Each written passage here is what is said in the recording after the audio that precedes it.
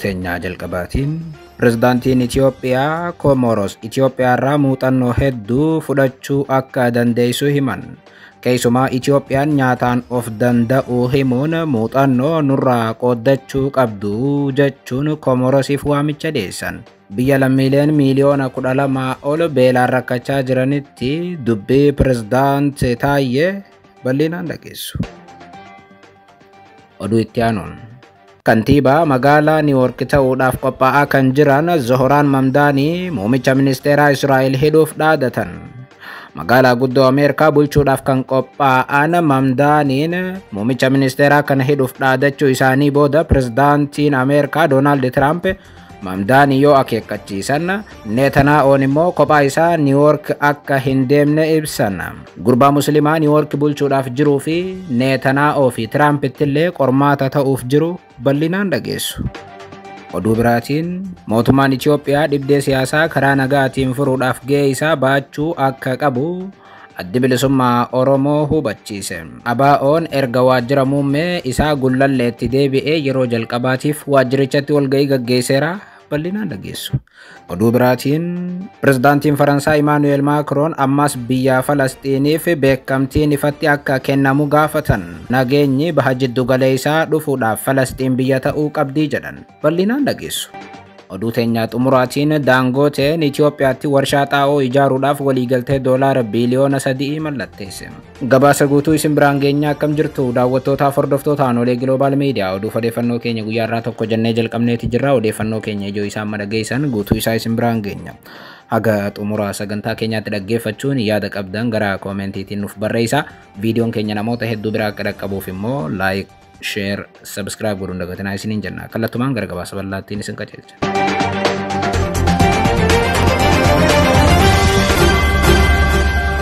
Oduu teenyaa jalqabaatiin pirezidaantiin Itoophiyaa Komoros Itoophiyaarraa muuxannoo hedduu fudhachuu akka dandeessu himan.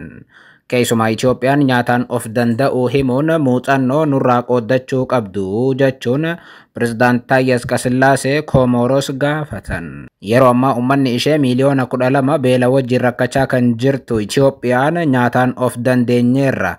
Beela balleessaa jirra jechuun addunyaa sobuu irratti argamti jedhame. Ji'a muraasa dura dhaabbanni nyaataa idil addunyaa gabaasa hojjateen Itoophiyaatti yeroo ammaa namoonni miiliyoona 11 ol beelawaa jiru jedhee ture. Isaan keessaa namoonni miiliyoona 4 waan nyaatan guutummaatti dhabanii haala rakkisaa keessa akka jiran dhaabbanni nyaataa addunyaa beeksisee ture. Haa ta'u malee mootummaan Itoophiyaa gabaasaalee dhaabbilee idil addunyaa akka dhaabbata mootummoota gamtoomanii kana hin fudhatu. Fakkeenyaaf guyyaa kaleessaa pirezidaantiin Itoophiyaa Taayyee Asqasillaasee Komoros carraaqqii nyaataan of danda'uudhaaf taasifamu Itoophiyaarraa muuxannoo hedduu qooddachuu ni dandeessi jedhan. Pirezidaant Taayyee Asqasillaasee ayyaana bilisummaa Komoros 50ffaa magaalaa Moroonitti kabajame irratti argamanii haasawas taasisan. Taayyee Asqasillaasee haasawa achitti godhaniin Itoophiyaan hariiroo gamlamee Komoros waliin qabdu sadarkaa olaanaatti ceesisuuf fedhii qabdii jedhan. Baay'ina uummataa miiliyoona 120 kan qabdu Itoophiyaan tattaaffii nyaataan of danda'uudhaaf taasifteen jijjiirama qabatamaa fiduu ishee hubachiisaniiru.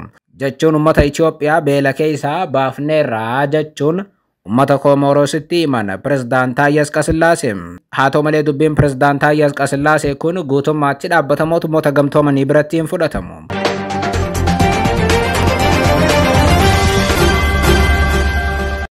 Oduu itti aanuun kantiibaa magaalaa Niiwoork ta'uudhaaf qophaa'aa kan jiran Zohraan Mamdaanii muummicha ministeeraa Israa'el hidhuuf dhaadatan.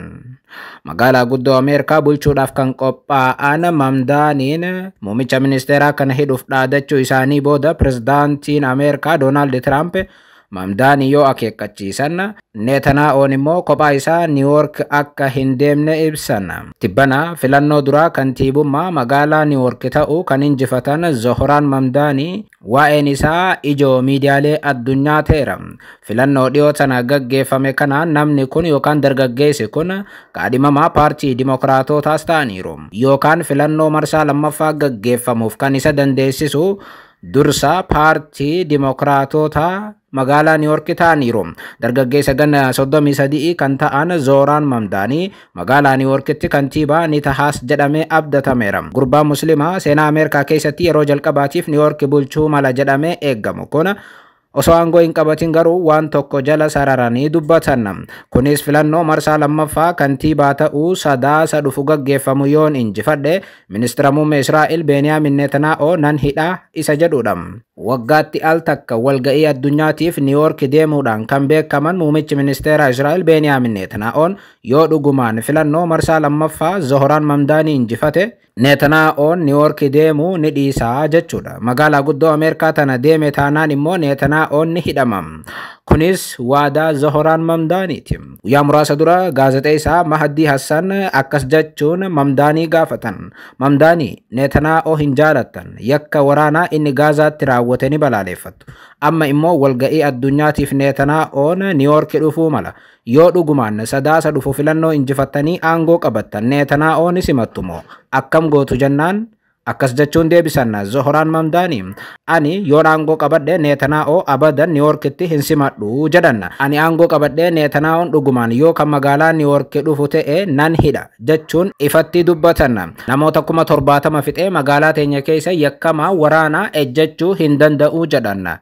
Zohraan Mamdaanii kunis ajaja mana murtii yakkaa idil addunyaa hojiirra oolchuu akka ta'e dubbatan. Pirezidaantiin Ameerikaa Doonaald Tiraamp dubbii Zohraan Mamdaanii booda guyyaa tokko dura deebii kennaniin Mamdaaniin ilaalcha farra Yahudootaa qabaachuu fi muummicha ministeera Israa'el Beniyaamin Netanyaahoo Niiwoorkitti yoo imalan to'annaa jala oolchuuf doorsisuu kana qeeqaniiru. Tiraamp haasawaa godhaniin Mamdaaniin filannoo kantiibaa magaalaa Niiwoork sadaasa dhufu gaggeeffamu injifachuu akka danda'an kan dubbatan yoo ta'u, Mamdaaniin yoo mo'atan immoo Waayit Haawus irraa maallaqa argachuudhaaf amala qabaachuu qabu jedhan. Dubbiin Tiraamp kun Zohraan Mamdaanii dhugumaan gocha Israa'el Gaazaatti raawwatte haaloo ba'uudhaaf dhaadachuu isaanii kan mirkaneessuudha jedhame. Zohraan Mamdaanii immoo dhugumaan filannoo Niiwoork injifannaan ajaja mana murtii yakkaa idil addunyaa hojiirra nan oolcha jechuun itti dhaadateera. Gama biraatiin dubbii Zohraan Mamdaanii kanaaf deebii kan kennan muummichi ministeera Israa'el Beniyaamin Netanyaahoo dubbiin Zohraan Mamdaanii gowwummaadha jedhan. Doorsisa akkasiis akka hin fudhanne himan. Netanyaahoo itti dabaluudhaan doorsisa Zohraan Mamdaanii sun na hin yaaddeessu jedhan. Kana qofaa miti. Ani pirezidaantii Doonaald Tiraamp waliin ta'uun Niiwoork deemeen waan ta'uu danda'u ni ilaallaa jedhan. Netanyaahoo haa ta'u malee kophaa isaanii Niiwoork deemuu akka sodaatan dubbatan.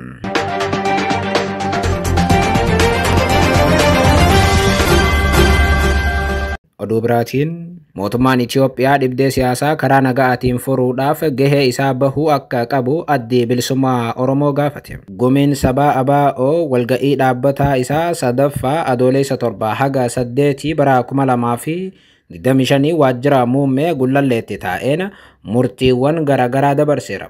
ABO'n kanaanis erga waajjirri isaa Gullallee baname yeroo jalqabaatiif achitti walga'uu isaati. Addichi walga'ii sana booda murtiiwwan dabarse ilaalchisee ibsa baaseen mootummaan waadaa rakkoo karaa nagaatiin furuu yeroo aangootti dhufu hanqatee Oromiyaa dirree jeequmsaa godhee jira jechuun himate. Waliigaltee Asmaraatti godhame cabsee aanga'oota miseensotaaf deeggartoota ABO irraan dararaa guddaa geessisuu ibsee addicha sochii dhoorkee waajjiraalee isaa jalaa cufee rakkoo guddaan akka uumamus godheera jechuun himate. Mootummaan gocha dirree dimokiraasii dhiphisuu raawwataa jiru irraa of qusatee ABO dabalatee paartiileen siyaasaa marti bilisummaadhaan akka socho'an gahee isaa bahuu akka qabus ABO'n gaafateera. Mootummaan dhibdee siyaasaa humnoota hidhatanii isa irratti qabsaa'an waliin qabu mariidhaan furuun nageenyi akka bu'u waan irraa eeggamu kamuu bahuu akka qabus dhaame. Rakkoo siyaasaa jiru furuudhaaf immoo kanneen dhimma isaan ilaallatus gahee isaanii bahuu qabu jedhe. ABO'n gama biraatiin qabata mootummaa biyya bulchuutiin mootummaa uummata Oromoo cunqursaa jiruun karaa dogoggoraatiin mootummaa Oromoo jechuudhaan qaamonni garaagaraa duula hamaa uummata Oromoo irratti gaggeessaa jiraachuu hime. ABO'n kun balaa guddaa ta'uu kan ere dhaabichi uummanni Oromoo aggaammii kana tokkummaadhaan qolachuu qabaas jedheera. Kanaaf immoo mooraa qabsoo Oromoo jabeessuun akka murteessaa akka ta'e addi bilisummaa Oromoo hubachiiseera.